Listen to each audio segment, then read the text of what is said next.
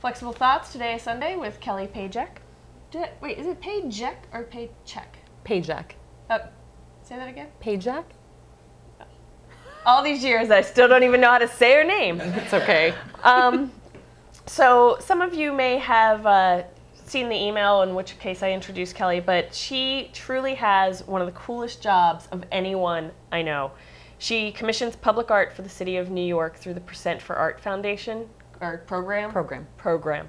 And in fact, I know I'm not the only person who thinks this, because someone said it to me last night.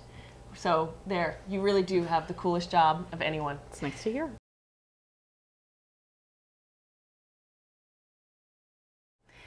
I have a particular fondness for work, just street work, possibly graffiti. But I love, maybe because I've been doing permanent work for so long, the fun, the excitement of finding work like this on the street, and also the fact that a number of the artists that do street work aren't bound by the rules and regulations that exist in, programs who contract them, and they're doing projects for years, that these are typically self-funded. Artists just go to a site and do work. So Dan Witz is an artist who has done a lot of trompe-l'oeil work. And it's this, right? Yeah. I'm just using the laser pointer to help. So it's, the leg going up in the crack in the brick. And he's done, very realistic looking work on surfaces. And Os Gemos is a twin brother team from Brazil who started doing street work. This is a piece that was in Williamsburg. I'm not sure if it exists any longer, but they've crossed over. They've done these really great, I find them almost, they're sort of exotic, a little bit bizarre, but these figures with this, beautiful patterning. And interestingly, this is a group that's been picked up with gallery representation. They've started doing a lot, many more murals throughout New York City, and they actually do them throughout the world. So they're kind of street art that crosses over into the fine art world and even to gallery practice, which I think is pretty interesting. Right. They just, for anyone who might remember, the current Shep Ferry mural on Houston and Bowery, right before that was their work, and it was fantastic. It was a beautiful piece. Yeah. I was almost sad it was temporary. Yeah, I think their street work is the type of work you almost wish would stay, but it kind of contradicts the idea of street work in that way. So yeah. And this was a project from a couple years ago, but you can actually still go to the website and be part of the process. It's an artist named Ji Lee, who actually has a background in advertising and does a lot of self-initiated work. And I think this kind of borders the question of, is this art, is it not? But I still think it is, and I like the idea that, at least for me, it's public work in the sense of getting engagement from the outside. So here's, an example. Basically, you can go onto the website and print out these thought bubbles to engage in advertising and put your own, content. Oh.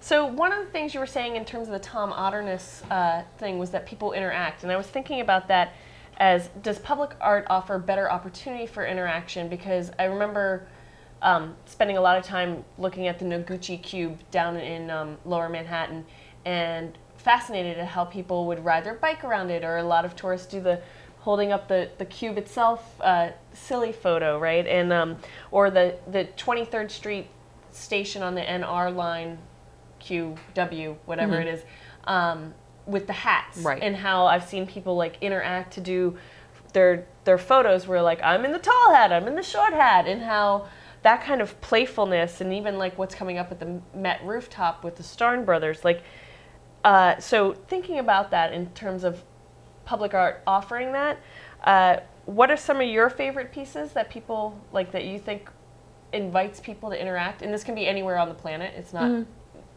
Well, I did say it was New York City now, but okay. Start with New York, and then think about that in the global sense if you want to add one or something. New York City, I might have to come back to.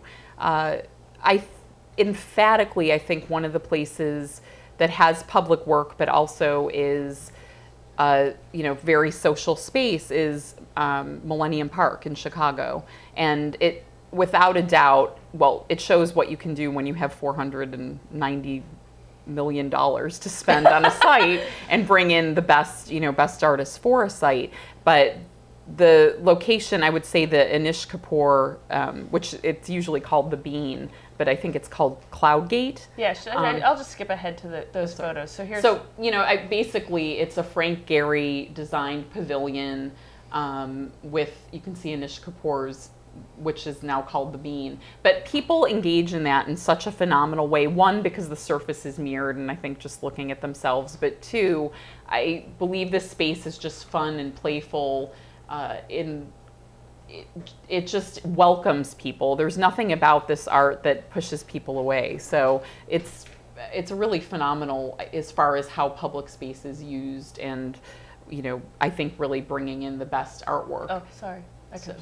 The one thing that's also helpful about this is that this has it was a lot of private and public funding, and there's a ton of money behind taking care of this work, which is a huge issue in public art, is putting it onto a site and then being able to have some responsibility for taking care of it in the lifetime after. This piece as well, because of the fountain component and the faces change, it's actually faces of people from Chicago, and it changes throughout the cycle of the screening, and then water actually shoots out of the mouth of the figures. So this is really terrific in the summer. Kids will come and play in this, and I like that it invites that into the space, which I think is something, when there is artwork, people are usually pushed, sometimes they're expected to push away, don't touch, and this again just engages people in that way. Huh.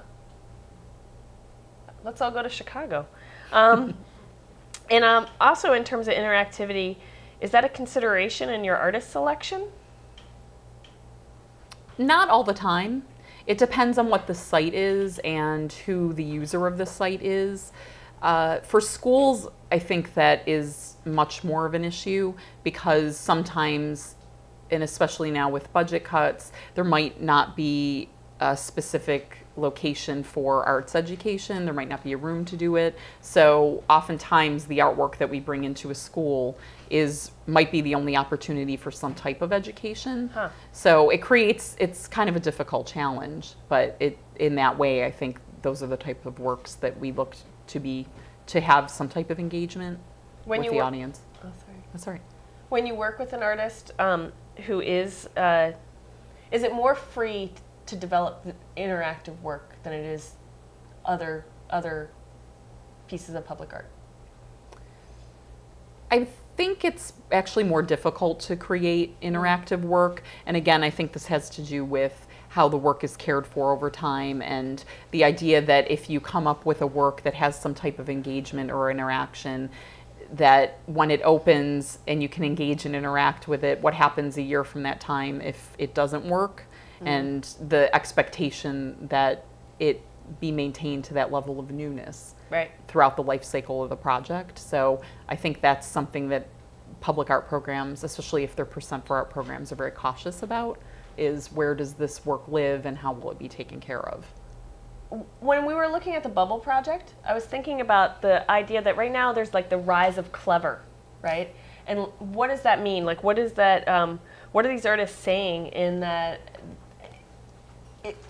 It kind of does stem the line of graffiti and public art, and the fact that, like, is it all becoming clever? Is there no public art that's is it always about statement? Or I think a lot of it is, and I think a lot of it is because it's artist work that's self-initiated. It's on a smaller scale. It's what Christo and John Claude have always done, but on a smaller scale.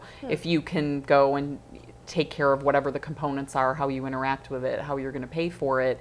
And although it is graffiti, if you are putting the message out there, you're not beholden to a group of people who are watering down your work or potentially telling you, well, your idea is great, but you need to think about it being permanent for 60 years, and you need to think about it being a permanent material, and you're putting it in this place, and everybody in this audience has to understand it. So there's less restrictions on this type of work, and I think it allows for people to be more creative, and there's something to be said about that element of kind of shock that I think surprises you in public spaces or spaces that they're not supposed to, technically by, virtue of it being graffiti working. But I think it's some of the most compelling work. Some of it I think is messy too. I think there are certain people that do it better than others. But I think it's really important work to exist out there, especially since a lot of formal public art programs have been in existence now for 20 and 30 years, and it's hard to shake things up and make things new in instances like that. Well, thank you, Kelly. That was awesome. Thank you. That was excellent.